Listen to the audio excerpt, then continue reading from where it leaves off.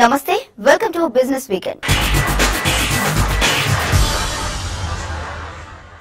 Fuel cost తగ్గించుకోవడానికి Telangana RTC యాజమాన్యం ప్రత్యామ్నాయ చర్యలు ప్రారంభించింది. ప్రధానంగా ఆర్టీసీకి డీజిల్ వాడకంలో భారీగా ఖర్చవుతుండటంతో దాన్ని తగ్గించుకునేందుకు బయోడీజిల్ ని వాడాలని టీఎస్ఆర్టీసీ నిర్ణయించింది. ఇందుకోసం బయోడీజిల్ ఉత్పత్తి చేసే సదరన్ ఆన్లైన్ టెక్నాలజీ లిమిటెడ్ అనే సంస్థతో డీల్ కుదుర్చుకుంది. ప్రస్తుతం తెలంగాణ ఆర్టీసీ రోజుకు 6 లక్షల కోట్ల లీటర్ల డీజిల్ ను వినియోగిస్తోంది. ఇందుకు భారీగా ఖర్చు చేస్తోంది. అదే డీజిల్ లో బయోడీజిల్ ను కలిపి వాడడం వల్ల సంస్థకు ఏడాదికి 10 కోట్ల రూపాయలకు పైగా ఖర్చు ఆదా అవుతుందని టీఎస్ఆర్టీసీ యాజమాన్యం అంటోంది. 10% బ్లెండెడ్ ఆయిల్ తో కలిపి వాడడం వల్ల ఖర్చును భారీగా తగ్గించుకోవడంతో పాటు పర్యావరణ కాలుష్యాన్ని నివారించే వీలుంటుందని టీఎస్ఆర్టీసీ జేఎండీ రమణారావు అంటున్నారు. సదరన్ ఆన్లైన్ టెక్నాలజీస్ లిమిటెడ్ తో 6 నెలల పాటు 35 డిపోలకు ప్రయోగాత్మకంగా ఈ బయోడీజిల్ అందించేందుకు ఒప్పందం కుదుర్చుకున్నామని, ఈ డీల్ విలువ 23 కోట్ల రూపాయలుగా ఉందని ఆయన అన్నారు. మన తెలంగాణ రాష్ట్ర రోడ్డు రవాణా సంస్థ రోజుకి సుమారు 35 లక్షల కిలోమీటర్లతో బస్సులో 10,500 బస్సులు నడుపుతోంది. ఈ బయోడీజిల్ అన్నది మనం మొత్తం డీజిల్ లో 10%, 10% మనము ఈ డీజిల్ లో మిక్స్ చేసి నడిపినట్టయితే ముఖ్యంగా దీనివల్ల అంటే మొత్తం ఈ సంస్థకి అంటే తెలంగాణలో ఉన్నటువంటి సంస్థకి సుమారు సంవత్సరానికి 10.5 కోట్ల మటుకు పొదుపు అనేది జరుగుతుంది. ఈ 10% డీజిల్ మొత్తం కలిపినట్టు అయితే అన్ని డిపోలో అయితే ప్రయోగాత్మకంగా ఇప్పుడు ఈసారి 35 డిపోలు అనేది ఎంచుకున్నాము. అందులో ముఖ్యంగా సిటీలో 14 డిపోలు ఉన్నాయి ఇప్పుడు పెట్టదలిచినవి.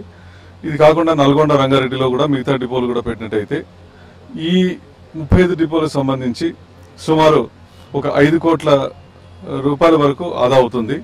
తర్వాత ఇంకోటి ఏంటంటే ఆ డీజిల్ కును బయోడీజిల్ కి వ్యత్యాసం ఏంటంటే 5 రూపాయలు లీటర్, ప్రతి లీటర్ చొప్పున 5 రూపాయలు అనేది తక్కువ ఉంటుంది. దీని రేటు తక్కువ కాబట్టి ఈ కోటి లీటర్ల పైన సుమారు మనకు 5 కోట్ల వరకు ఆదా అవడానికి అవకాశం ఉంది. సదరన్ ఆన్లైన్ బయోటెక్నాలజీస్ లిమిటెడ్ అన్న కంపెనీతో మేము టెండర్ ద్వారా మేము ఒప్పందం కుదుర్చుకున్నాం. వారికి మొట్టమొదటిగా 35 డిపోలు అన్నది ఇవ్వాలని చెప్పి అన్నది మేము అనుకున్నాము. దాంట్లో ముఖ్యంగా ఈ రోజు బర్కత్పుర డిపో కూడా దీంట్లో కలిసి ఇంక్లూడ్ అయ్యి ఉంది అన్నమాట. తమకు ఏపీ, తెలంగాణలో 2 ప్లాంట్లున్నాయని, త్వరలో రైల్వేస్ కూడా బయోడీజిల్ అందించనున్నామని southern online biotechnologies director Radhakrishna అంటున్నారు. నాన్ ఎడిబుల్ ఆయిల్స్ తో తాము ప్రస్తుతం ఈ బయోడీజిల్ ను తయారు చేస్తున్నామని, సాధారణ డీజిల్ తో పోలిస్తే లీటర్ కు 5 నుంచి 8 రూపాయల మేర తక్కువ ఖర్చుకే ఈ బయోడీజిల్ ను తాము అందిస్తున్నామని ఆయన అన్నారు. ఇప్పుడు మొట్టమొదటిగా 35 డిపోలు, అందులో 22 డిపోలు మన సిటీలో, మిగతా నల్గొండ, రంగారెడ్డి, ఇవన్నీ కలిపి మొత్తం 35 డిపోలకి మనం బయోడీజిల్ సప్లై చేస్తున్నాం. 100% బయోడీజిల్ సప్లై చేస్తామండి. వాళ్ళు 10% డీజిల్లో కలుపుకొని ఈ బస్సుల్లో వాడతారు. మాది మొత్తము 2 ప్లాంట్స్ ఉందండి. ఒకటేమో చౌటుపల్, నారాయణపూర్ అని సంస్థాన్ నారాయణపూర్, 36 టీపీడీ అంటే 36 turns per day capacity biodiesel plant ఉందండి. ఇది 2007లో మేము ప్రొడక్షన్ స్టార్ట్ చేసాం ఇక్కడ. ఆ తర్వాత క్రమేణా 2010లో పెద్ద ప్లాంట్ అంటే 250 టన్నులు మెట్రిక్ టన్నులు పర్ డే ఉత్పత్తి గల ప్లాంట్, అది స్పెషల్ ఎకనామిక్ జోన్లో వైజాగ్లో పెట్టడం జరిగింది. దీన్ని సక్సెస్ఫుల్ చూసి ఫస్ట్ ప్లాంట్ సక్సెస్ఫుల్గా రన్ అవుతుండడం చూసి సెకండ్ ప్లాంట్ SEZలో పెట్టడం జరిగింది. దాంతోనే కొంత ఎక్స్పోర్ట్ అవి చేసాము.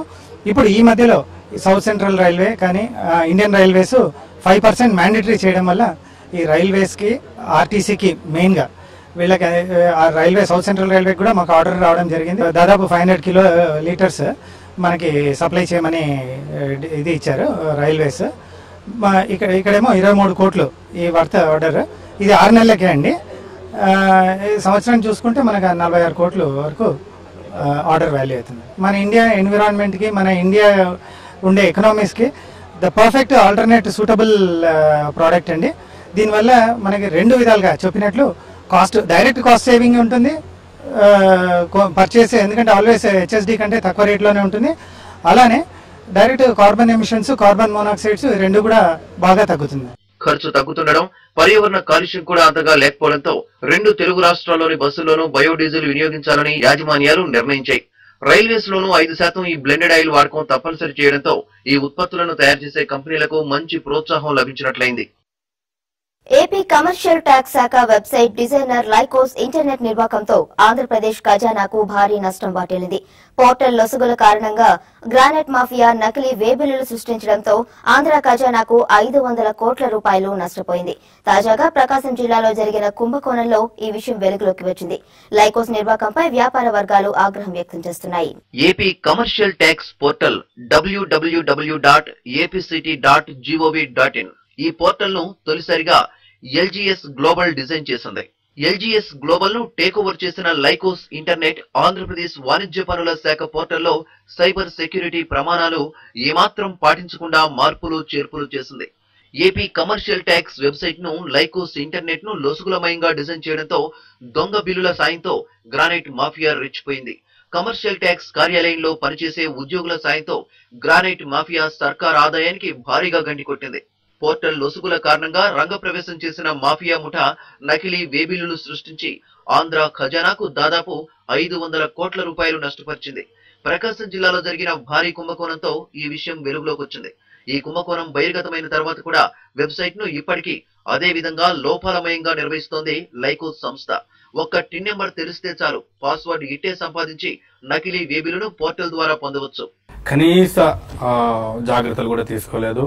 మనం ఈ రోజు చూసుకుంటే ఏ వెబ్సైట్ చూసినా కనీసం మామూలు ఈమెయిల్ లాంటి సిస్టమ్స్ చూసినా కూడా ఇలాంటి ఇబ్బందులు లేకుండా ఉన్నాయి. కానీ దీంట్లో మాత్రం మీకు ఒక టిన్ నెంబర్ తెలిసి ఉంటే చాలు, మీరు ఫర్గాట్ పాస్వర్డ్ క్లిక్ చేయండి, మీకు ఇష్టం వచ్చిన పాస్వర్డ్ ఎంటర్ చేసుకోండి, ఆ రోజు నుంచి ఇంకా పాస్వర్డ్ మీరే. అయితే స్టిల్ బాధ ఏంటంటే దొంగలు ఇంకా వ్యాపారం అలాగే చేసుకునే అవకాశం ఇంకా అలాగే ఉంది. ఈవెన్ ఇంత జరిగిన తర్వాత కూడా ఈ వెబ్సైట్ ఇంకా ఉంది అంటే ఐ థింక్ డెఫినెట్లీ ప్రతి వ్యాపారస్తుడు ఖచ్చితంగా క్వశ్చన్ చేయాల్సిన అవసరం ఉంది. ఈ కమర్షియల్ ట్యాక్సెస్ వెబ్సైట్ లో ఉన్న అవకాశాలను ఉపయోగించుకొని అతను పాస్వర్డ్ ని బ్రేక్ చేసి, అంటే ఈ పాస్వర్డ్ ని బ్రేక్ చేసినప్పుడు ఈ ఓనర్ కానీ మెసేజ్ రావడం కానీ మెయిల్ రావడం కానీ ఇవన్నీ జరగకుండానే అతను ఒక టెక్నిక్ కనిపెట్టి ఈ వేబిల్లులో వ్యాపారం చేసుకునే వాళ్ళ తోటి కనెక్ట్ అయ్యి అతను ఈ పాస్వర్డ్ ని జనరేట్ చేసి వీళ్ళకి అమ్మినట్టుగా తెలుస్తున్నది. నకిలీ పాస్వర్డ్ తో తమ అకౌంట్ నుంచి లావాదేవీలు జరిగాయని అర్జున్ గ్రానైట్స్ ఇటీవల పోలీసులకు ఫిర్యాదు చేసింది. ఈ కేసును దర్యాప్తు చేసిన పోలీసులు ఈ కుంభకోణానికి కారణం ఇంటి దొంగలే కారణమని తేల్చారు. వ్యాపారస్తుల టిన్ నెంబర్ తెలిస్తే పాస్వర్డ్ ఎవరైనా ఇట్టే పొందే అవకాశం ఉందని మాఫియా ముఠాకు కమర్షియల్ ట్యాక్స్ ఉద్యోగులు సహకారం అందించడంతో ఈ స్కామ్ జరిగిందని ప్రకాశం జిల్లా ఎస్పీ సిహెచ్ శ్రీకాంత్ అంటున్నారు. సిస్టమ్ లో ఉన్న లోపాలను ఉపయోగించి ఆ వెబ్సైట్ apct.gov.in లో ఉన్న సెక్యూరిటీ లోపాల ద్వారా ఆ పాస్వర్డ్ మర్చిపోతే దాన్ని చాలా ఈజీ పద్ధతిలో పాస్వర్డ్ని జనరేట్ చేసి అదే పాస్వర్డ్ తోటి ఎన్నో వేబిల్స్ సృష్టించి దాని ద్వారా ప్రభుత్వానికి కట్టవలసిన ట్యాక్స్ ఏదైతే ఉందో 14.5% ట్యాక్స్ దాన్ని ఎగ్గొట్టడం వలన 45 లక్షల వరకు ప్రభుత్వానికి రావాల్సిన ఆదాయాన్ని ఎగ్గొట్టడం తెలిసింది. సర్కారు ఖజానాకు 100 కోట్ల రూపాయల నష్టం చేకూర్చిన లైకోస్ పై చర్యలు తీసుకోవాలని పారిశ్రామిక వర్గాలు డిమాండ్ చేస్తున్నాయి. ఇలాంటి మోసాలు జరగకుండా పోర్టల్ ను సైబర్ సెక్యూరిటీ ప్రమాణాలతో డెవలప్ చేయాలని వారు సూచిస్తున్నారు. ప్రముఖ దేశీయ ప్రైవేట్ రంగ బ్యాంకింగ్ సంస్థ కోటక్ మహీంద్రా బ్యాంక్ సరికొత్త ట్వీట్ టు ఆర్డర్ సేవలను ప్రారంభించింది. దేశంలో ఇటువంటి సేవలు ప్రారంభించిన మొదటి బ్యాంక్ కోటక్ మహీంద్రానే. దీనికోసం పాఠకాదరణ పొందిన రచయిత అమిత్ త్రిపాఠితో భాగస్వామ్యం కుదుర్చుకుంది. ఆయన రచించిన తాజా పుస్తకం సియాన్ ఆఫ్ ఇక్ష్వాకు ముఖపుటకను బ్యాంక్ డెబిట్ కార్డ్ కు ప్రత్యేక నేపథ్యంగా తీసుకుని విడుదల చేశారు. ఈ కార్డును ఉపయోగించి క్రాస్ వర్డ్ లో జరిపే పుస్తకాల కొనుగోలుపై 15% రాయితీ కూడా పొందవచ్చు. ఇండియా గ్యాజెట్స్ ఎక్స్పో 2015 కి హైదరాబాద్ వేదిక కానుంది. ఈ ఏడాది సెప్టెంబర్ 18 నుంచి 21 వరకు ఈ షో హైటెక్స్ కన్వెన్షన్ సెంటర్ లో జరుగుతుందని నిర్వాహకులు తెలిపారు. మొత్తం 12 దేశాల నుంచి 300కు పైగా ఎగ్జిబిటర్లు ఇక్కడ 1000కు పైగా సరికొత్త గ్యాడ్జెట్స్ ను ప్రదర్శించనున్నారు. ఈ కర్టెన్ రైజర్ కార్యక్రమానికి తెలంగాణ ఐటీ మంత్రి కేటీఆర్ ముఖ్య అతిథిగా హాజరయ్యారు. తెలంగాణలో ఇంటింటికి ఫైబర్ కేబుల్ ద్వారా ఇంటర్నెట్ అందుబాటులోకి తెస్తామని, త్వరలో మీ సేవ యాప్స్ ను విడుదల చేస్తున్నామని కేటీఆర్ తెలిపారు. ఇండియా గ్యాడ్జెట్ ఎక్స్పో 2015ని హైదరాబాద్లో సెప్టెంబర్ 18 నుంచి 21 వరకు నిర్వహించబోతా ఉన్నాం. ఈ కార్యక్రమంలో 1,00,000కు పైచిలకు మరి ప్రజలు పాల్గొంటారనేది మా అంచనా. తప్పకుండా ఆ వారం మొత్తం కూడా హైదరాబాద్ మహానగరాన్ని అందంగా ముస్తాబు చేసి ప్రపంచవ్యాప్తంగా వచ్చే పర్యాటకులందరినీ ఆకర్షించే విధంగా అధునాతనమైన సాంకేతిక పరిజ్ఞానానికి ప్రజలకు పరిచయం చేసే విధంగా, ప్రపంచానికి పరిచయం చేసే విధంగా, అదే రకంగా వచ్చిన వరల్డ్ క్లాస్ కంపెనీస్ అందరినీ కూడా అవసరమైతే హైదరాబాద్ లో పెట్టుబడులు పెట్టడానికి ఒక వేదికగా దీన్ని వాడుకోవాలన్న ఆలోచన కూడా మాకుంది. బిజినెస్ వీకెండ్ లో ఇప్పుడు స్మాల్ బ్రేక్ తీసుకుందాం.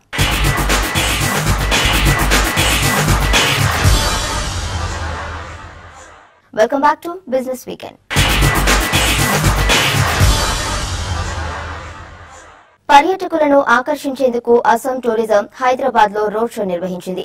ప్రకృతి అందాలతో నిత్యం శోభితంగా ఉండే అస్సాం పర్యాటకులకు స్వర్గధామమని ఆ రాష్ట్ర పర్యాటక శాఖ డైరెక్టర్ మనోజ్ కుమార్ డేగా అన్నారు. సెప్టెంబర్ నుంచి ఏప్రిల్ మధ్య ప్రకృతి మరింత అందంగా కనిపిస్తుందని ఆయన తెలిపారు. 2001లో 10 లక్షలు ఉన్న పర్యాటకుల సంఖ్య 2014-15 నాటికి 46 లక్షలకు చేరిందని, పర్యాటక ఆదాయం 5 రెట్లు పెరిగిందని మనోజ్ వివరించారు. వచ్చే 4 ఏళ్లలో పర్యాటకుల సంఖ్య 1 కోటికి చేరుతుందని ఆయన ధీమా వ్యక్తం చేశారు. Assam is absolutely safe for travel. Assam is known for a lot of wrong reasons. At present there is no extremism, no terrorism, nothing of that sort. Last year 46 lakh domestic tourists visited Assam. So they are all happy, safely returned back. The people of Andhra Pradesh to come and explore Assam without any fear. There is nothing will happen. Assam is absolutely safe, and number 2, all kinds of food is available in Assam. దక్షిణ భారతదేశంలో హోటళ్లు, రెస్టారెంట్లకు వేదికగా south India hotels and restaurants association SIHRA convention 2015ని Panchayati Raj and IT శాఖ మంత్రులు KT Ramarao ప్రారంభించారు. గత 3 రోజులుగా జరుగుతున్న ఈ వార్షిక కన్వెన్షన్ కి దక్షిణ భారతదేశంలోని తెలంగాణ, ఆంధ్రప్రదేశ్, తమిళనాడు, కర్ణాటక, కేరళ రాష్ట్రాలకు చెందిన 600 మంది డెలిగేట్లు హాజరయ్యారని సిహ్రా ప్రెసిడెంట్ కె శ్యామరాజు తెలిపారు. నడుస్తున్న ధోరణితో పాటు ఆతిథ్య రంగంలో అవకాశాల గురించి కూడా ఈ సదస్సులో చర్చిస్తున్నామని ఆయన అన్నారు. తెలంగాణ న్యూ స్టేట్ అయింది. దానికోసం కొంచెం మా హోటలియర్స్ అంతా ఒక 500 హోటలియర్స్ వచ్చినారు. ఇక్కడ వాళ్ళు ఏమైనా ఆపర్చునిటీ ఉంటే ఇన్వెస్ట్మెంట్ కి they can do investment in తెలంగాణలో చేయొచ్చు. దానికోసం ఇది ఒక ప్లాట్ఫామ్ అని చెప్పేసి ఇక్కడ అరేంజ్ చేసినారు. మీ అభిమాన న్యూస్ ఛానల్ TV5 ఆధ్వర్యంలో మరో ఇన్వెస్టర్ సమిట్ ఇవాళ సాయంత్రం జరగనుంది. ICICI Prudential mutual fund, financial portal, paisaexpaisa.com ల సంయుక్త భాగస్వామ్యంతో TV5 ఇన్వెస్టర్ సమిట్ ను నిర్వహిస్తోంది.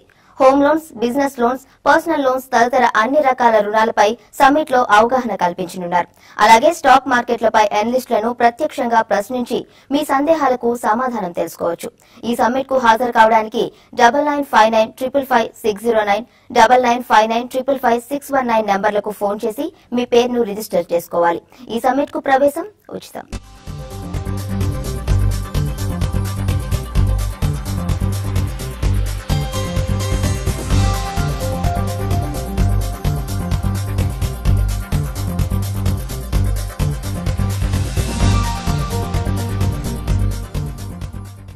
ఈ వారం స్టాక్ మార్కెట్ల విశ్లేషణ, అలాగే వచ్చే వారం ఏ స్టాక్లు కొనుగోలు చేయాలనే అంశంపై మార్కెట్ అనలిస్ట్ కుటుంబరావు గారి విశ్లేషణను ఇప్పుడు చూద్దాం.